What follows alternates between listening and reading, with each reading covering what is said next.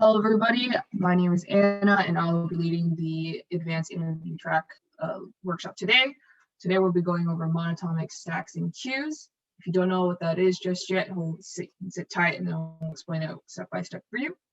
And so this is our third workshop, and we're going to be having, I think, 2 or 3 more. How many is there more? But just stay tuned, and hopefully you can learn a little bit more. Let's go ahead. So here are our slides. So if anybody could, one of our officers type it in the chat so it's easy viewing for our 3 very attentive listeners. And then I think we have 4. I have 4. 4. Okay, very nice. So we got 25% more. Okay. And then after that, here's the portal code if anybody is interested in. I just what's it called, created the event. So if you were wondering why the event wasn't created, it was because I forgot about it. And but it's here now. So if you want your extra 20 points, be my guest. So okay, let's get started. Yes, thank you, Sarthik. So what is a monotonic stack? So I mean, obviously I already have what it is laid out here, but it's basically a stack that's strictly increasing or decreasing. So as you can see from the definitions, if we have a strictly increasing monotonic stack, then when we push an element, when we look from the top, we check to see if the element is greater than A, and if it is greater than A, we pop it out. Vice versa for decreasing, if we, in order to push an element A, we start from the top and we check and we're like, okay, well, if this is less than A, then we're gonna pop everything out. Does that make sense? So at the end of the day, you're going to be like, why use a monotonic stack? So monotonic stacks are widely used, obviously, as I said in the first bullet point, but it can come up on interviewing type questions with called the next greatest element. So next greater element, I think, I don't know, it could be either. So it could be next greater, it could be next lesser. So anything next that has like a specific range you're looking for, a monotonic stack would be very helpful. Okay, so when would we use one? So I already touched on it briefly on the last slide, but basically you would want to use it if you're going to pop an element and you'll never see it and use it again. So for a next greater element, think about it. So when we're doing next greater, if an element is ever less than the current top, it's not like if we think about it, it might never have to be used again after we pop it out, because it's never going to be close enough, right? After it's not close enough from this specific point onwards, it's not going to be close enough for the indices afterwards when we go through our for loop.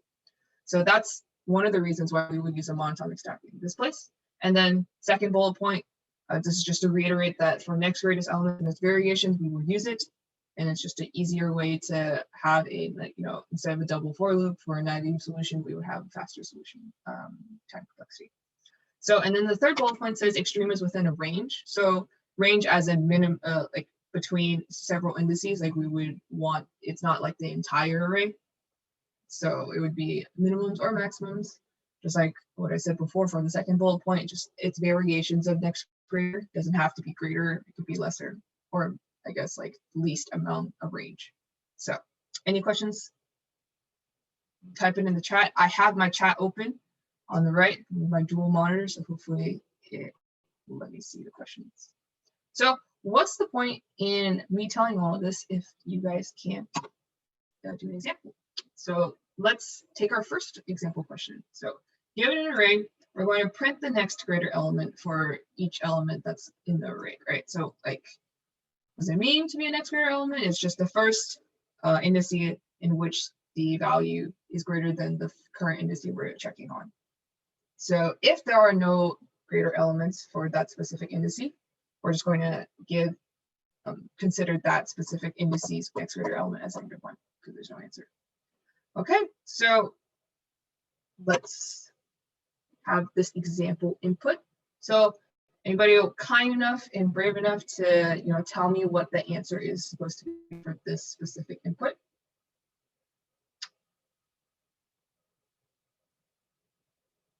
I'll wait like 5 seconds before I go on. Okay, so for this specific example, you can see that Yes, thank you, Yash. So yes, exactly. -1 for all of these indices, because as we look from 13, there's nothing greater than 13, and then next to it, 12, there's nothing greater than 12 to the right of it, and then so on and so forth for everything else. And does anybody want to point out like a specific thing that happens with the last indice always? There's no brownie point. I guess there's brownie points, but there's no gift. So anybody wants to answer it, could be like the back of your head. Exactly. So the last indice will always have -1 just because there's nothing to the right of it. Oh, virtual food. Yeah, I don't even have virtual food. I'm very hungry. So, but anyway, here are the answers. And exactly, Yash is correct. So, but let's move on to a harder example. So not harder, I guess. This is just a normal example in this case. So if we have an array 10, 12, 5, 4, 25, 12, 10, does anybody want to walk me through maybe what the first indice is? I mean, what is the answer output supposed to be for the first indice? I guess 0th indice in that case. Anybody other than Yash? Because Yash seems like she knows what, or he or she knows what they're doing. Okay, it's okay. So for the first indice, we're going to look exactly one space to the left. We're going to get 12, right? So that fulfills what we wanted. So for that specific indice, it's going to be 12. And I'm not going to show the answers just because I didn't know how to animate it. Therefore, all the answers will show up. So I will just talk it through. But for 12, see, we have to skip 2 indices before we get to 25. Oh, in that case, that's going to be our first greater than. Therefore, it's going to be 25 for the second indice. And then we so on, we repeat, and this is what they, wait. Oh, okay. I don't know why that happened. This is what the answer should be. As you can see, to the right of 25, there's no more greater element. Therefore, it's always going to be -1 for the last 3 indices. Okay, so this gets me thinking. Now, I can implement a naive solution.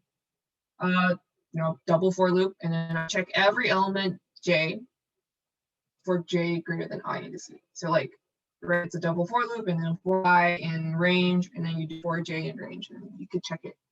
But time complexity wise is not this, right? We have O of n squared, and it does, I mean, it increases not the best.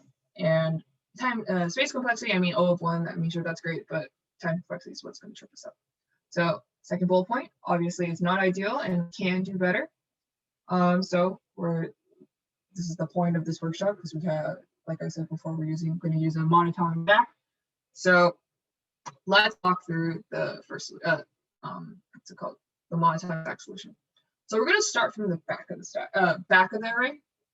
And this is just so when we check from the point forward, like if you were given,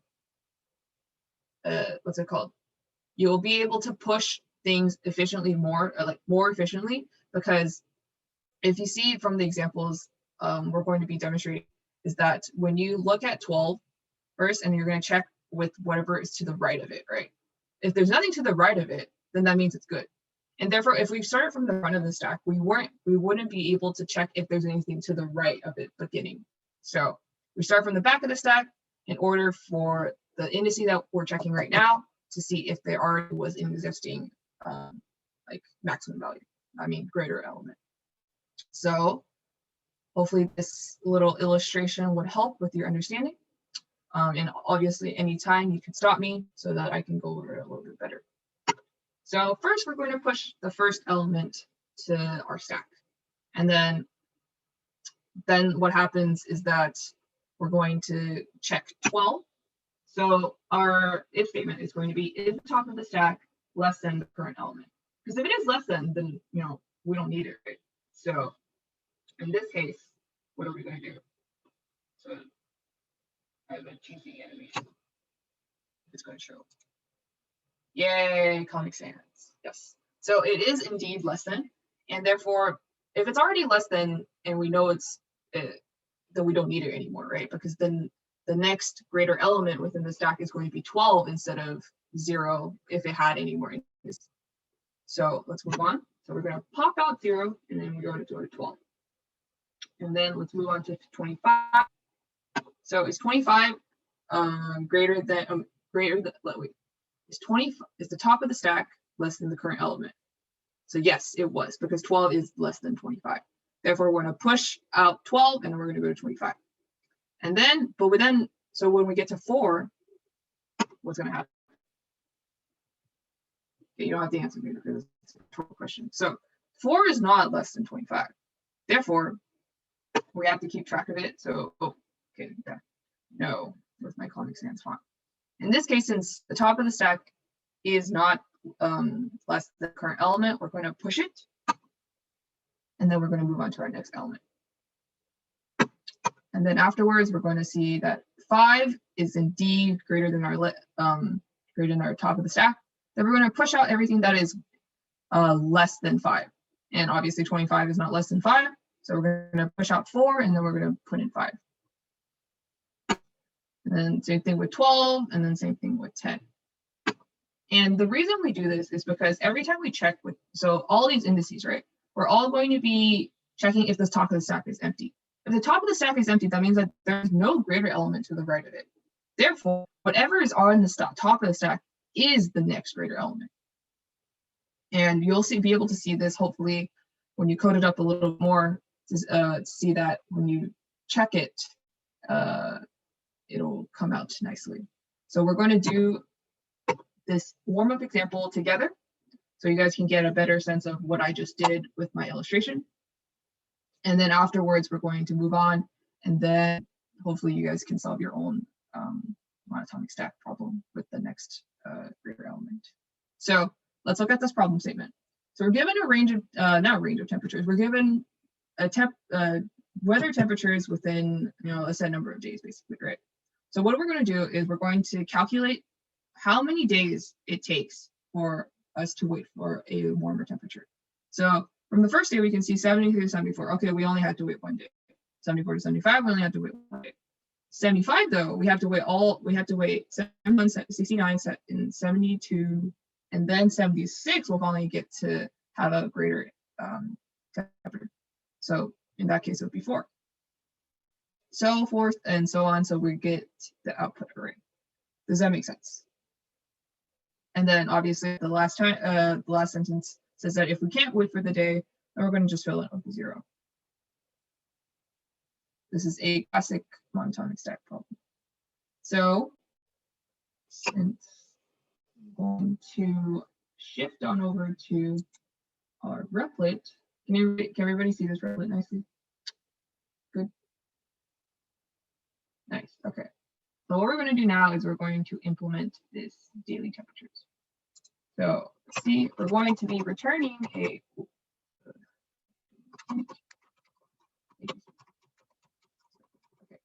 so daily temperature, not temperature. Okay, so we're going to do vector. We're going to pass in a vector as well. We're going to pass in a just delete. And then after that, we're going to have our answer vector, right? So let's have that first. Initialize it to the size of the input array. And then we're going to have our stack. And I have already here included the stack. So that's nice. And then we're just going to call it stack. Okay, so first of all, what are we going to do? So I already demonstrated from before that we're going to be traversing back to front. So in that case, our for loop is going to be I equals g.size minus 1. And we're going to check everything to see, including the 0th thing to see. So therefore, it's greater than or equal to 0.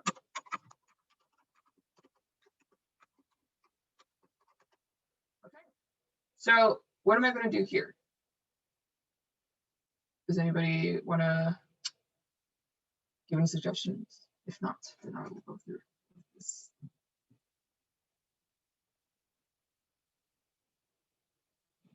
Okay, so what did we do first?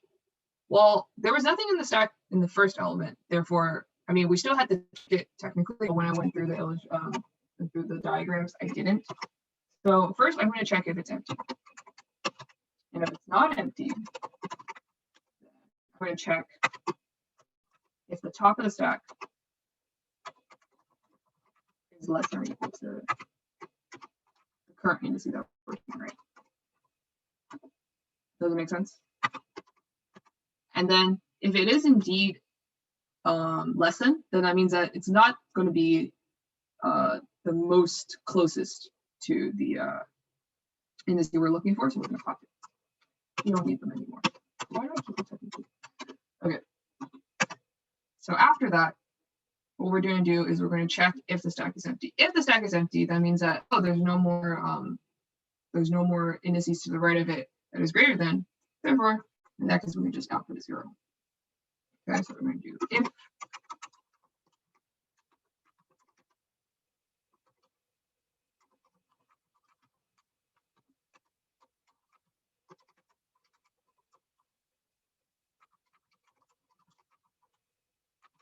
And does anybody know why I'm doing s dot top minus I?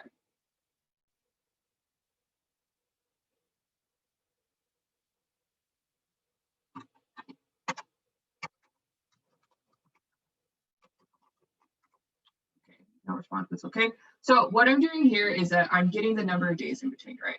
Since what I'm pushing onto the stack is the indice, that means it's really easy to get what the number of days in between the two greater days is. Therefore, it is important that in this case, when we push it onto the stack, we don't just push the value. We don't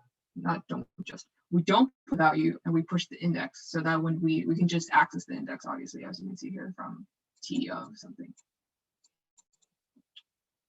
Does that make sense? Okay, so I finished up this code, and it's obviously important to check if the stack is empty in the first place, not just because of segmentation fault, but also if it is empty, then we would be outputting 0 for that specific indice. So just from this, can anybody predict what the time complexity should be?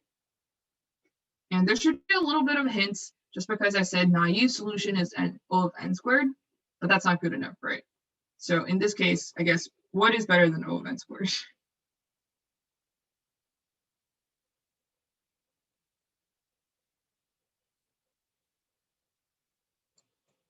Okay, well, what's better than O of n squared is O of n. And you guys might be wondering why, I have a for loop, and then, okay, thank you, Justin.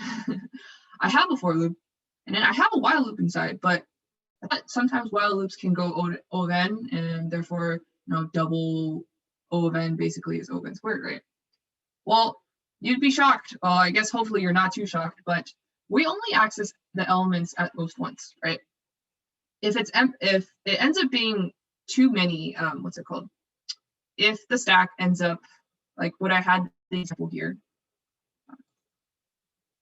I don't ever push an element more than once, and then I pop it out, and regardless, and I mean, from that we can see that it's not going to be O of n at most, because we're never going to push it O of n times. I mean, more than O, like the total number of times that we're going to be in this while loop is O of n at most. It's not going to, not O of n, it's just going to be n time. I don't know what I'm saying. So therefore, it's not going to be O of n squared, but just because this is technically like, we're never going to go as many times as you think it could go. I made that really bad. I don't know why I said that. Okay, sorry. It sounded better in my head. If anybody needs clarifications, I am super willing to go forth with it.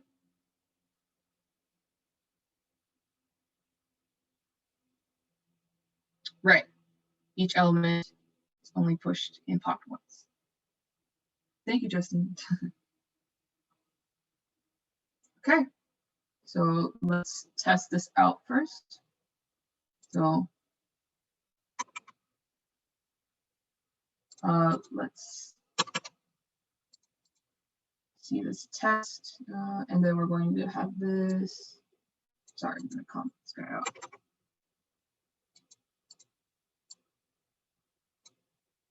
Oh yes, since I have a vector easy to print out if I do this. Oh, well, this is the same thing. So hopefully this time Replit doesn't give me the wrong answer. I literally fixed this code. What the heck? Okay.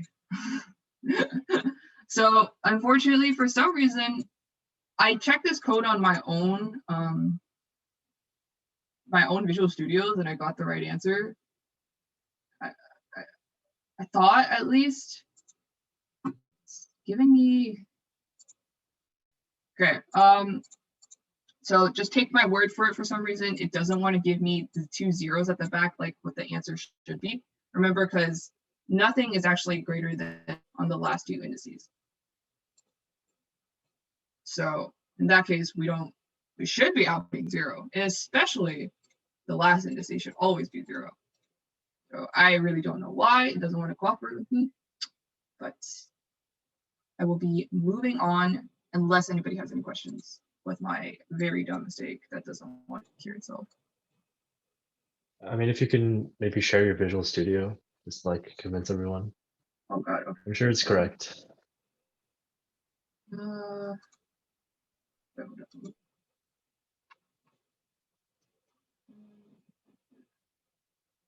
Let's see if I have it still. Can you already see my Visual Studios?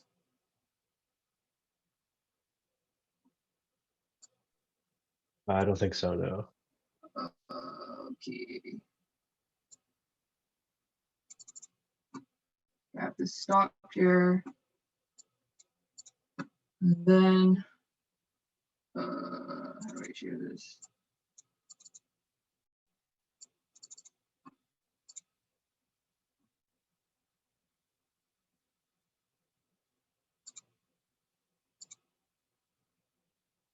Please share. What are you sharing? All right. So, let's see, it might have. Okay. I think I deleted it. I was testing other stuff out. So I think, did it end up working? Did I see you copied the code? Oh wait, please don't look at this. This is like answers for the next question. For some reason, it didn't work on Xcode, but I'm not sure. I don't see what the problem is. I can work on it, and then maybe we can go over it at the end. Yeah, maybe. Okay. So let's not waste time on that hiccup. Hopefully we can get that sorted out real soon. So if anybody wants to take a break, this is the break time. We spent 30 minutes on this, and if you have any questions, feel free to. I think it would be a good idea to just go on. Well, what we can do is we can have like go over, like read the next question, and then we'll go on break to have them like think about the next question. Okay, so I'll be going over monotonic cues, and I don't even really think we have to, but it's basically the same thing as a stack, but we can define it differently. So for the next question, when you come back from breakout rooms, we're going to be defining a continuous subarray within the input, such that if you only sort those indices in between, then the whole array will be sorted. As you can see here, when our input is 2, 6, 4, 8, 10, 9, 5, we're only going to be outputting 5. So we're not going to be outputting the entire subsequence for the subarray. We're just going to be outputting the length of it. And the explanation is because that we only starting from 6, 4, 8, 9, 10, 9. Does anybody have any intuition on how to start this question? Oh, you're not looking, what?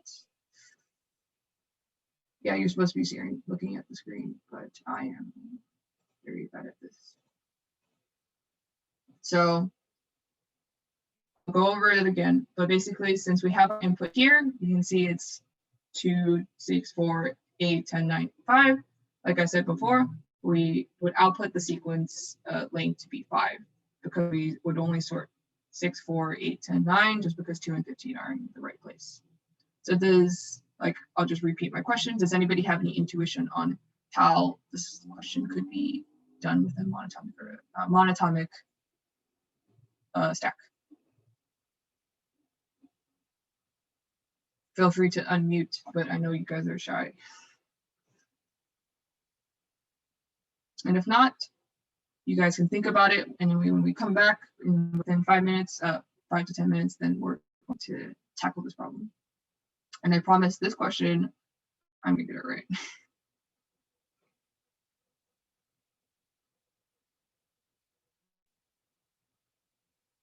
Okay, so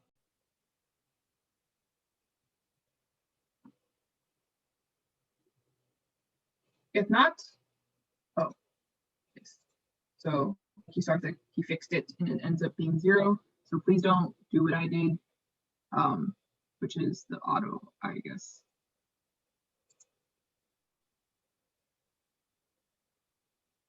Okay, so maybe you could talk to me after, I was gonna say after class, after workshop instead. So if you have any questions, so let's go back to this. Does anybody have any intuition on how we could start this question? After maybe hoping you guys got to sit on it a little bit.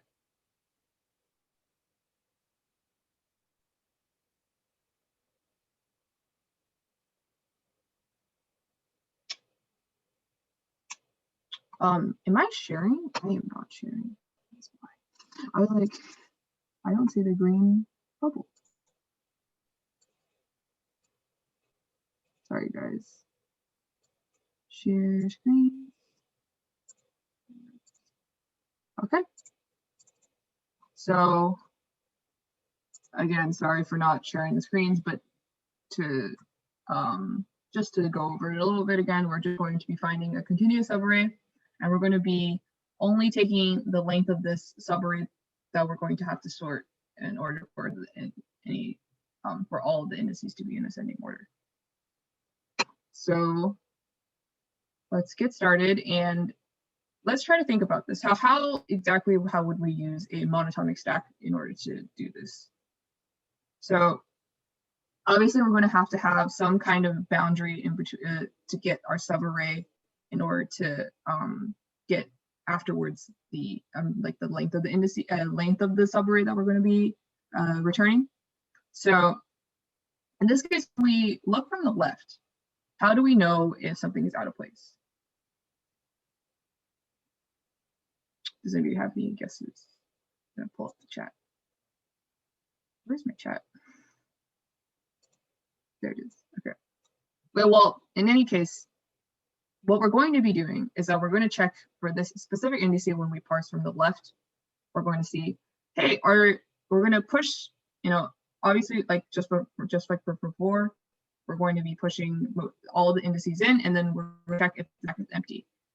But if the stack is not empty, then we're also checking if that specific indice that we're checking right now, if it's less than the top of the stack. And the top of the stack, in that case, we would check to see if the left bound right now is less than what would be the left bound prior. And therefore, we would just take the minimum of that instead. And then the same thing from the right. So in that case, we wouldn't do less than, we would do greater than. And I think maybe my answer would be best explained. Just take a look at it through code maybe. If not, get started. Okay. So what are we returning? We're going to be returning an int, and then we're just calling it find subarray, right? Or what did I name it here? Because I didn't name it. Subarray vector, or in a vector. Let's call it num.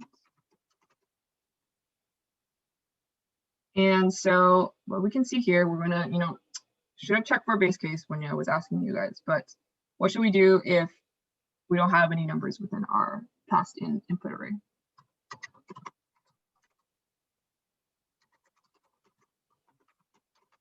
You should always ask your interviewer, and then probably in my case, I would just be like, okay, we can just return 0. And we can just leave. After that, so what we're going to do now is I'm going to get the length of the array, just so it's easier to parse from for loop. So num that size. And then we're going to have a left bound and a right bound, right? Because that's going to give us the length of the subarray we're going to be wanting to parse, wanting to output. So int left bound. And why do you suppose that I used length -1? So why did I use the greatest indice instead of, starting from the leftmost indice for our left bound? It's okay if you don't want to answer. I mean, exactly what I just said, basically. I don't want the left bound to be 0 already, right? Because if I started out the left bound at 0, everything I compare with 0 is always going to win. Therefore, I'm just going to be outputting the entire array instead of the subarray, and that's not what the answer is, right? So in this case, you want to set it to I guess the furthest element away, just so that every time you compare, you're going to at least make some improvement. So in this case, I'm going to check from the left, right? So let's have a stack called int, just call it mstack. I'm busy on the stack. So when we start from the left, we're going to go from I less than length plus, right? So what am I going to do in here? I'm going to do the same exact thing what we did from daily temperatures, right? So I'm going to check if the stack is empty in the first place. Wait, why did I do that? And then after that, what I'm going to do is I'm going to check if the current indice we're looking at is less than the top of the stack. So nums of I.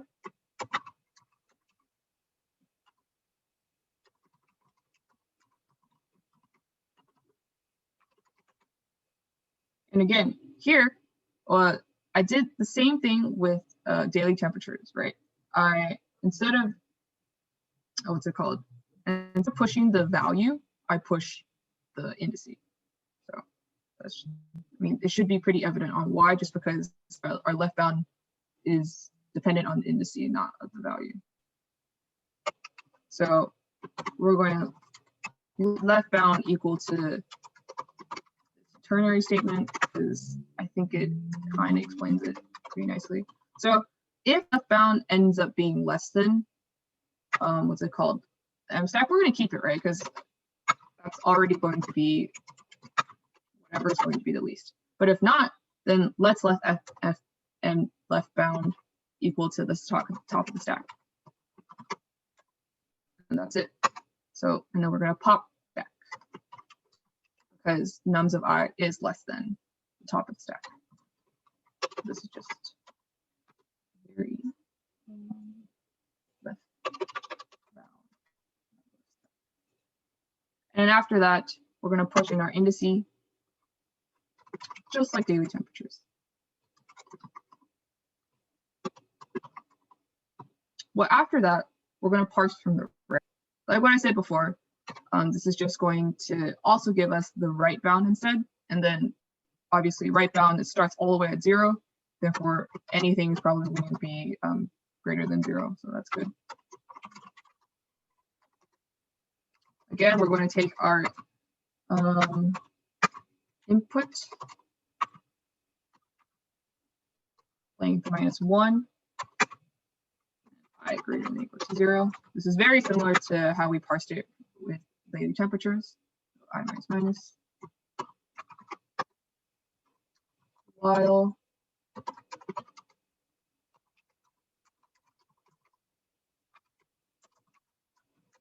and then in this case, I'm doing greater than, because that's what the ascending order should be, right? Like when we look from the right, it should be greater than.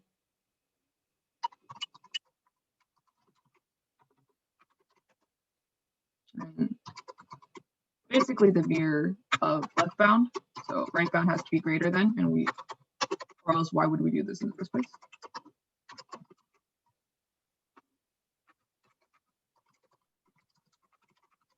And just to reiterate, what this line means, and also I can't type this.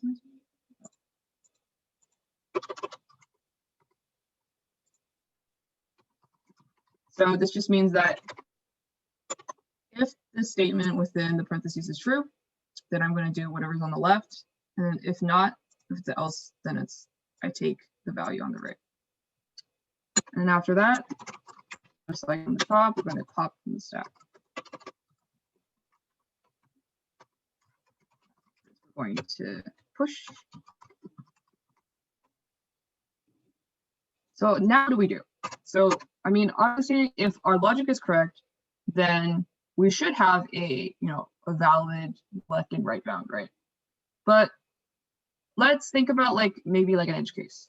So will this ever give us an invalid boundary?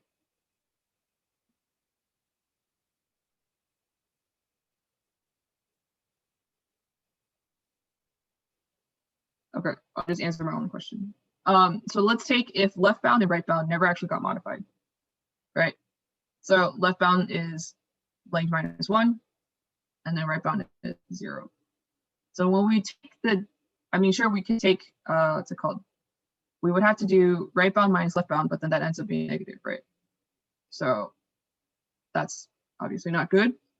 And therefore, in that case, we would have to check to see if it ends up being positive. So let's just check it.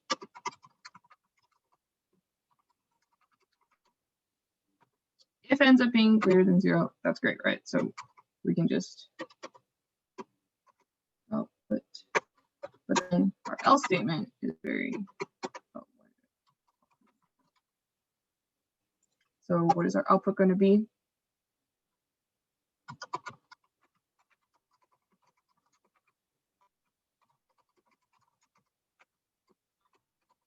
And why is it +1? Does anybody know why it's +1?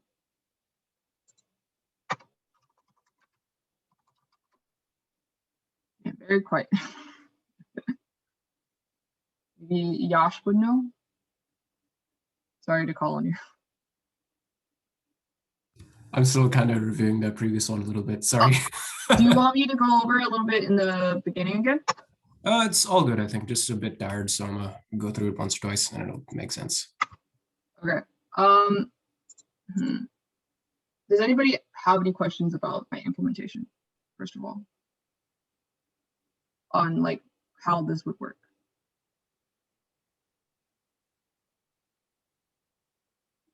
Okay, don't be shy.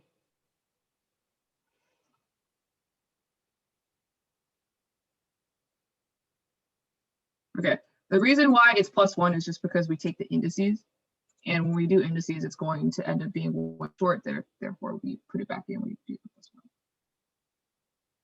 Yes. So let's test our answer. So instead of vector equals this.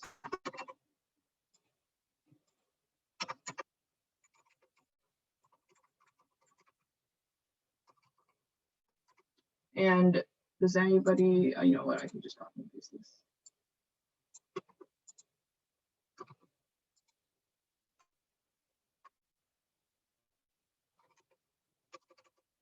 And then we're going to take our result. Let's just equal to each result because it's we're going to call this find some array, and then just give this a test. Okay, so let me comment this out.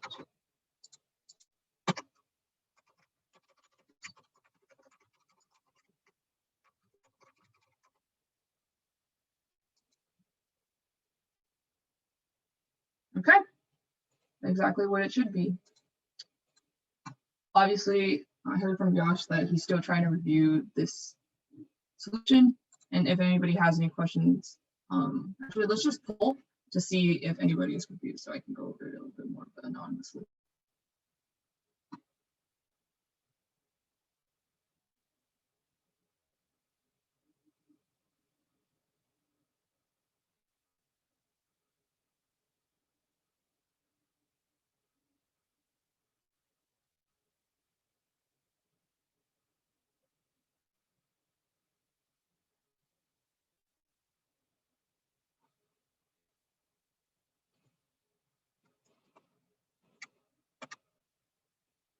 We got 2 people who voted.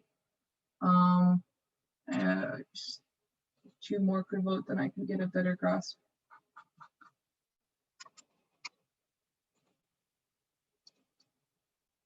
Can you see my notepad here?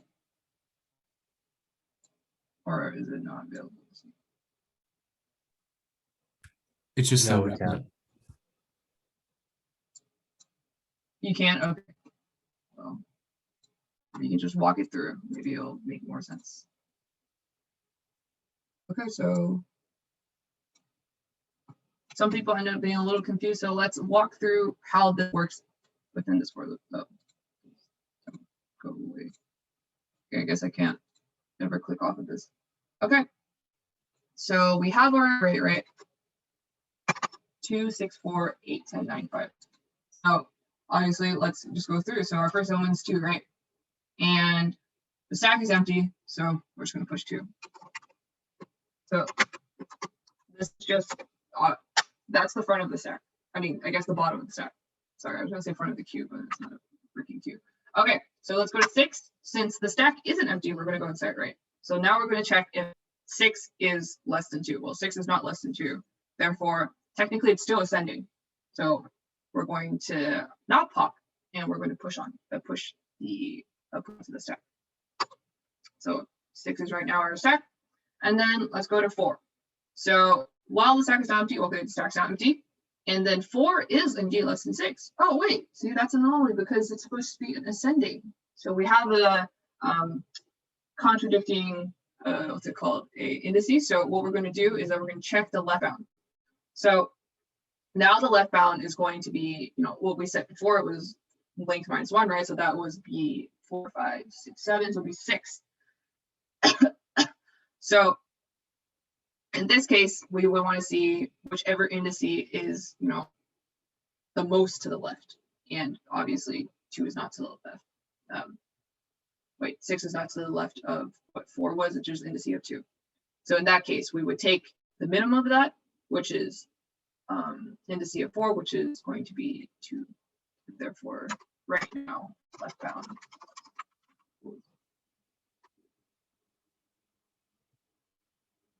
Yeah, this one. Okay, so, but then so we're going to pop, right? Because we just got that in, but then we're going to push our 4 in. And then now let's check. So 8, well, 8 is great. So that 10 is also, oh, okay, 10 is good too. And then, oh, we get a 9. So what's going to happen? We're going to check again, right?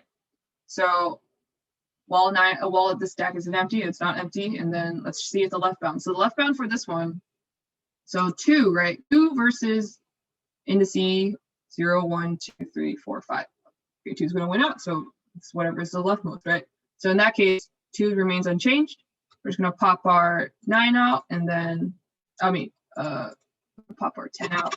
We're going to have 9. And then, again, we're going to look at 15. Well, 15 is, it's 15 is greater than 9, so okay, whatever. So we get our left bound equal to 2. And then let's go to M stack 2. So we're traversing from the right now, right? So let's copy this again.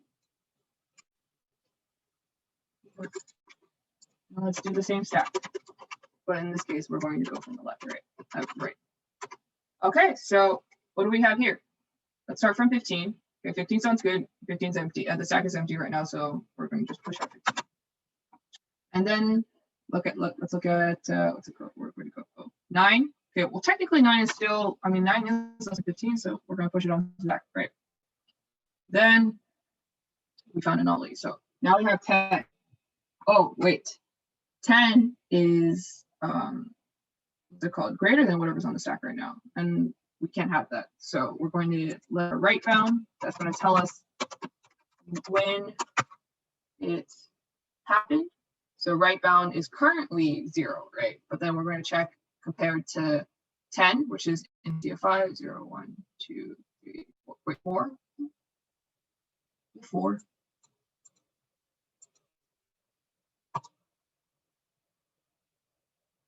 Yes. Okay. What's that 5? Okay.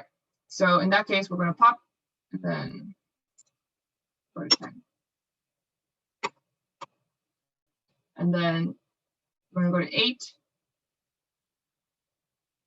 And what's going to happen? Wait, hold on.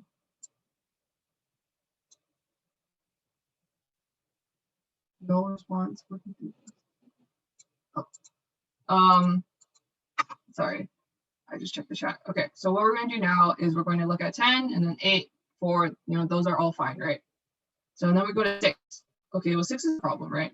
So 6 is we're going to go into this while statement. And so what's going to happen is we're going to check to see if right bound is greater than top. Okay, well, this is indices of 1. And is right bound greater than 1? Yes, it is. What we're going to do now is we're just going to keep our right bound. And we're going to push in the 6. I should have pushed this in, but sorry, I'm going to push 8 and 4.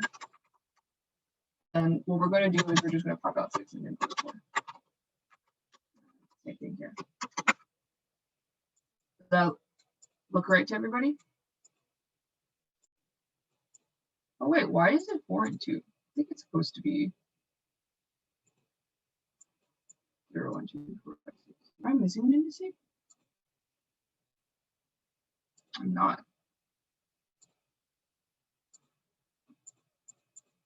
Okay, well, the stack is correct, so I'm confused on how I end up getting the wrong bound. Let me walk you through.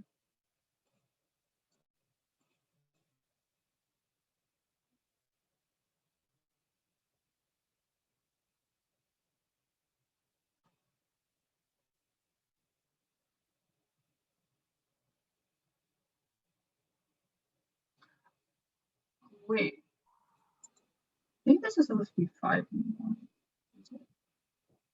Yeah, because technically I don't think I check 4 until 6. Therefore, that's specific in the C. Wait, hold on, let me see.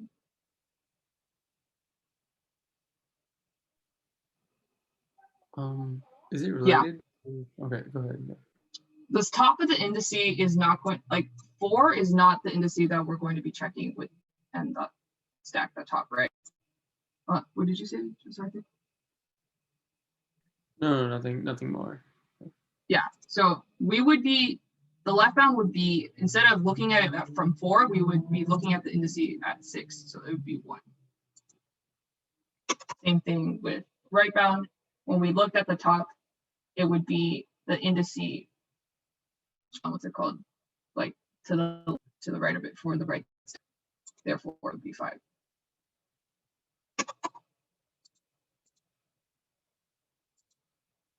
Okay.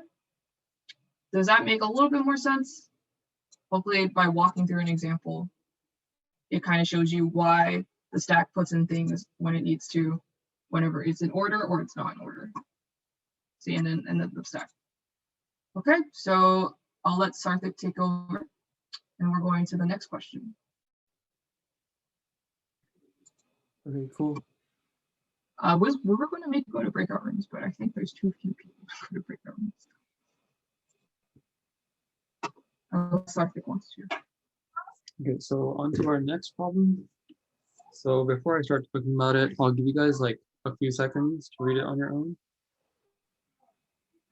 Maybe like 20, 30 seconds.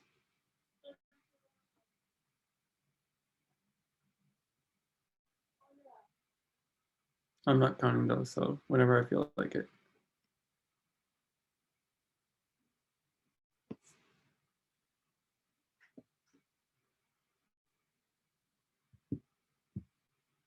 Okay, so in this problem, we're given a list of prices. So like a list of items and their prices. And then they have a discount scheme. And after applying the scheme, we want to find what is the discounted price for each of the items in the list.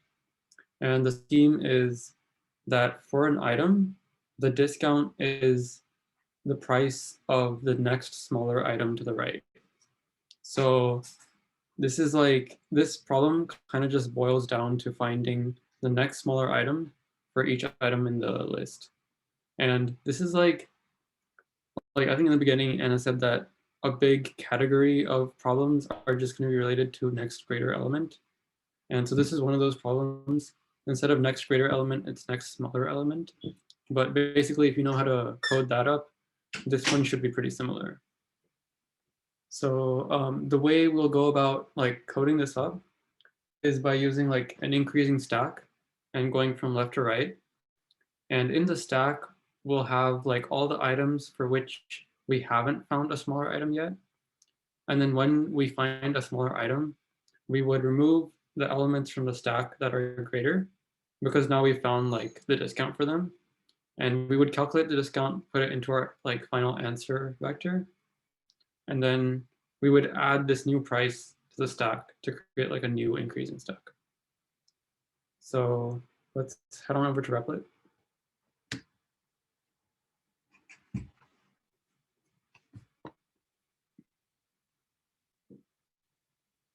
One sec. Okay, cool. So I'll create a function that returns the vector, which is like the discounted prices. And it takes prices. And then similar to the code for, I think it was the daily temperatures, we'll have the answer vector of the same size. And then we'll have a stack. And similar to the daily temperatures one, the stack will have the indexes instead of the actual values. And since we're starting from the left, I'll add the first element to the stack. So I'll add the first index, which is 0. And then after that, we'll start from index 1 to the end of prices.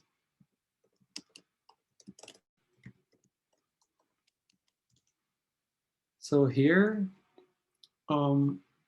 we need to compare prices at I to the top of the stack. So while prices at I is less than or equal to, because I think if you have a price to the right that's the same, that the discount will be like the entire price. So like the discounted price will be 0. So that's why it's equal. So while prices at I is less than equal to prices at the top of the stack, what we'll do is calculate the discounted price. So I'll say discounted equals prices at stack.top minus prices at I. And in our answer, I'm just going to like store this.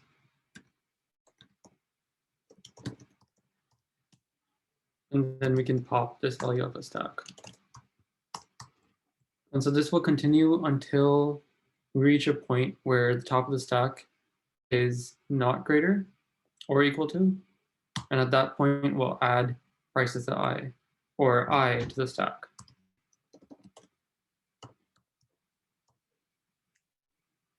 Okay.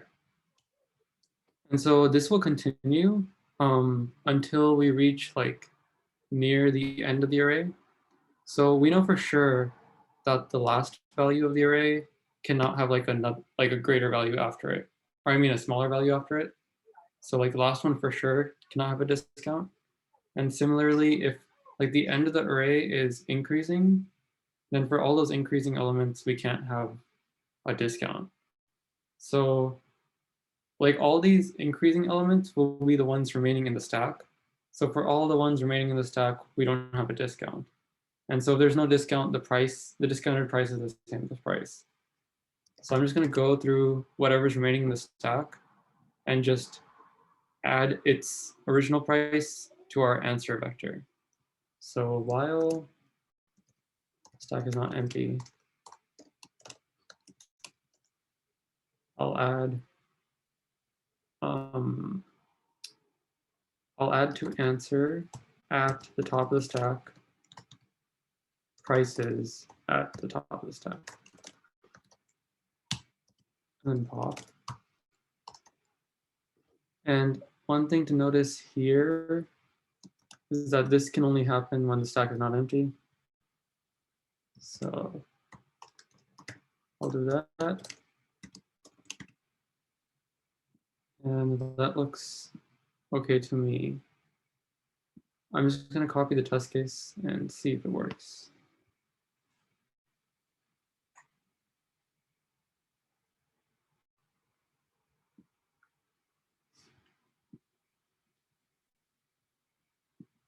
Wait, give me 1 second. The trackpad is not working. Give me 1 sec.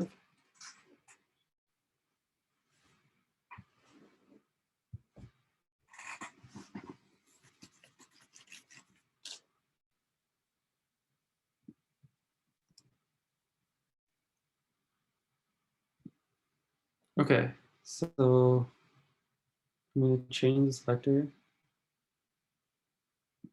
And then I'm going to create a new vector called result.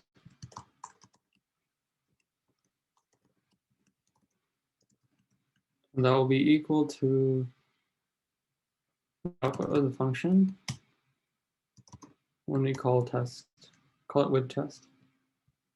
And then I'll print out the values in result.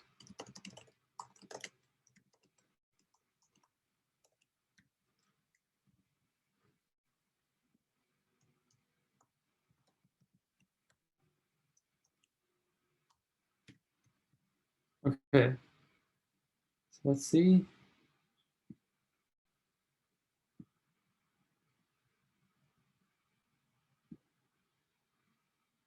Oh, I forgot to return. Okay, I should probably do that. Return answer.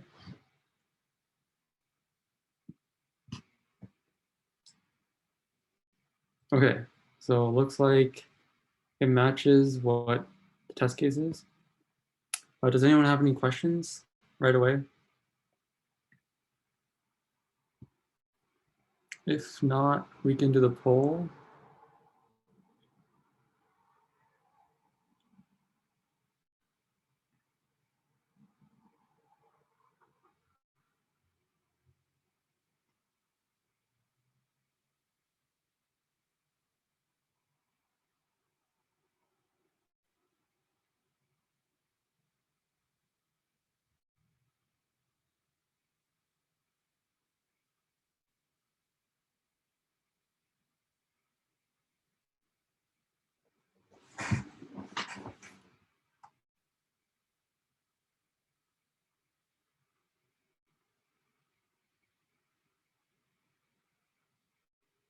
Okay, looks like we have 2 people voting and one of them didn't really get it.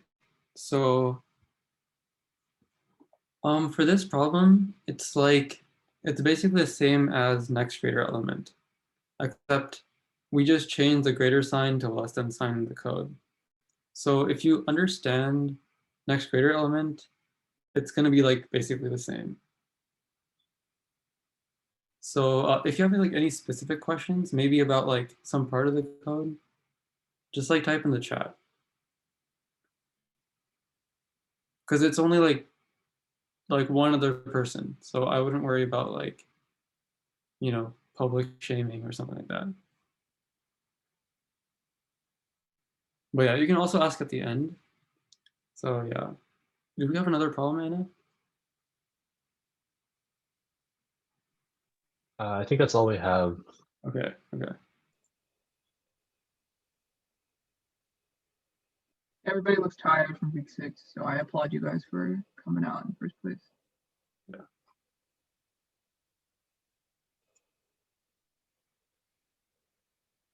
But if not, we could just wrap it up for now. I'll just see you guys next week. So if you guys want extra practice, because it does seem like some people have a harder time getting this, I would just read some of these questions on additional practice, as well as there's a problem 3 over here. It's mislabeled as problem 2, the problem 3 that we didn't go over. And I think you guys, this can have a better illustration on why we use monotonic stacks. So hopefully you guys can go over it a little bit more. I won't make you guys do the feedback form. Okay, so if you have any questions, feel free to ask them right now. We're gonna pause recording, so